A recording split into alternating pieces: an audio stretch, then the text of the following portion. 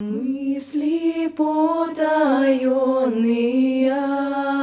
бестолковая любовь, головка дезабубенная. Attila the Hun was the leader of a tribal empire consisting of Huns, Ostro-goths, and Alans, among others, in Central and Eastern Europe. During his reign, he was one of the most feared enemies of the Western and Eastern Roman empires, crossing the Danube twice and plundering the Balkans, but was unable to take Constantinople. He also attempted to conquer Roman Gaul, which is modern France, crossing the Rhine in 451 and subsequently invading Italy, devastating the northern provinces, but was unable to take Rome itself. He planned for further campaigns against the Romans, but died in 453. Attila was at a feast celebrating his latest marriage to an Eastern Germanic or Gothic bride who may have poisoned him, as he suffered a severe nosebleed and choked to death. An alternative theory suggests that he succumbed to internal bleeding after heavy drinking. In any event, after Attila's death, his close advisor, Ardaric, king of the Gepids, a Germanic tribe closely related to the Goths, led a Germanic revolt against the Hunnic Empire, after which the Hunnic Empire quickly collapsed. Желание попроще, и перекрестившись, взгляну на восток. Attila himself is said to have claimed the titles of descendant of the great Nimrod and king of the Huns, the Goths, the Danes, and the Medes. A Khaganate is a political entity ruled by a Khan or Khan, a title of imperial rank equal to the status of emperor. It may also be translated as Khan of Khans, equivalent to King of Kings. By the end of the 12th century, the royal court of Hungary proclaimed their descent from Attila. That said, in World War I, Allied propaganda referred to Germans as the Huns. Nomads invented the stirrup and were the first to put on pants and sit in the saddle. The European fashion of wearing trousers came from the Huns. Nomadic weapons included the saber and bow and arrows. A saber is lighter than a knight's sword. With one swing of its blade, a nomad standing in the stirrup could easily cut down his enemy. A nomad's wife could assemble a yurt in 2 hours and tear it down in 30 minutes. In the winter, a yurt was warm, and in the summer, it kept cool. Large yurts were put on carts and hauled by buffalo. From a distance, they looked like a city moving along the steppe. The dome of the Khan's yurt was covered with gold. The Khan's headquarters was known as the Golden Horde. In Europe, they became known as the Huns. In the 4th century, the Huns united under Attila, invading Europe and conquering territory from present-day Chelyabinsk to Munich, simultaneously prompting the Great Migration of Nations. Attila's luck ran out fighting the Goths in the Battle of the Catalonian Plains. Many of his people then settled in Crimea. One can still find traces of the Huns in the genes of Bavarian barons. Attila was preparing to settle in the territory of present-day Hungary and rule his empire from there, but his young wife poisoned him. After Attila's death, the alliance of the Huns disintegrated. In the 6th century, the Turks grew in strength, having learned how to forge incredibly strong sabers thanks to their unique method of melting ore at a temperature of 1400 degrees. The Turks created the Turkic Khaganate. Over the course of a century, they conquered the lands along the Silk Road, bringing all international trade under their control. Turkic language and culture spread alongside gold, silver, furs, spices, and silks traveling on camel caravans.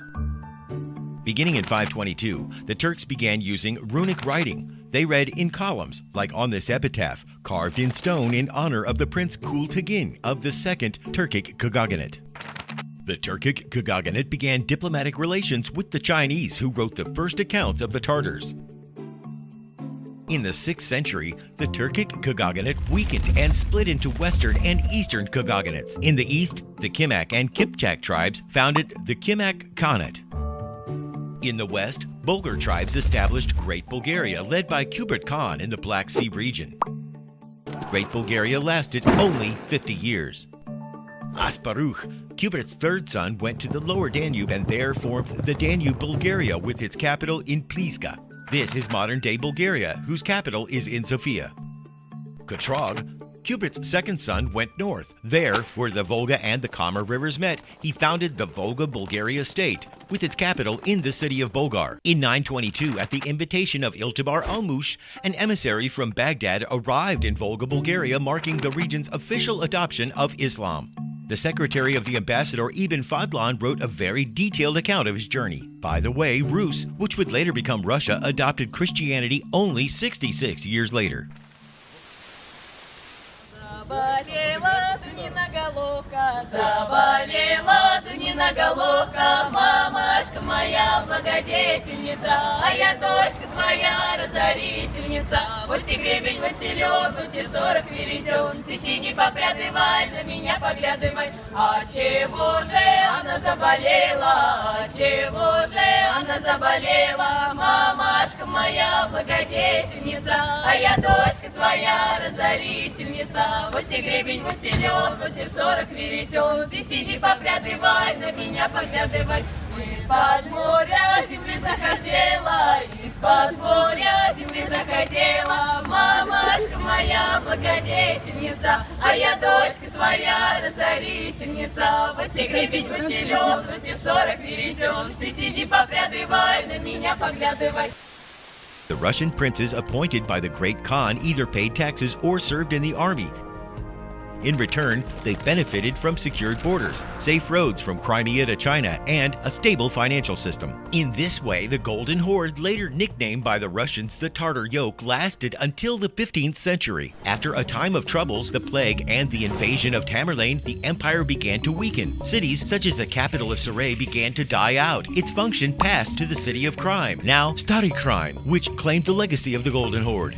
At the same time, Moscow entered the political arena as a formidable contender. A fragile union between crime, Moscow, and Kazan exited throughout Eurasia until the fall of Kazan and Astrakhan. In 1552, Ivan the Terrible sacked Kazan. The year before, he built a military base in nearby Shvayetsk. Everybody in the region took sides, either with Moscow or Kazan. Ivan the Terrible attacked Kazan with the cavalry of the Kazim Khanat's leader, Shah Ali. Ivan the Terrible had an army of 150,000 people and 150 cannons. In Kazan, he was opposed by 33,000 soldiers. Using gunpowder, Ivan blew up the city wall and stormed in. St. Basil's Cathedral, standing in Moscow's Red Square, commemorates this event. When Kazan fell, the Tartars lost their statehood. The Astrakhan Khanat subsequently fell, followed by the Siberian Khanat and later the Crimean, after which the Tartar factor faded from the world arena. The myth of Queen Siumbiki is connected with the capture of Kazan. She allegedly refused to marry the Tsar and leapt to her death from the tower that now bears her name. In fact, the tower was built in the early 18th century and Siumbiki was married in 1551 before the capture of Kazan. She lived out her years with her husband Shah Ali. The Tsardom of Kazan came into existence, governed personally by Ivan the Terrible. He created the Kazan Diocese, which forcibly baptized some Tartars. Tartar soldiers established new lives for themselves and for their warriors from the cities of Kashira, Kolomna, and Serpikov. In 1708, the Tsardom of Kazan was transformed into Kazan province under the authority of Count Peter Apraksin, a close friend of Peter the Great. From 1733 to 1774, the province was caught up in a peasant war. Tartars flocked to the aid of the Cossack Emelian Pugachev, who even tried to capture Kazan.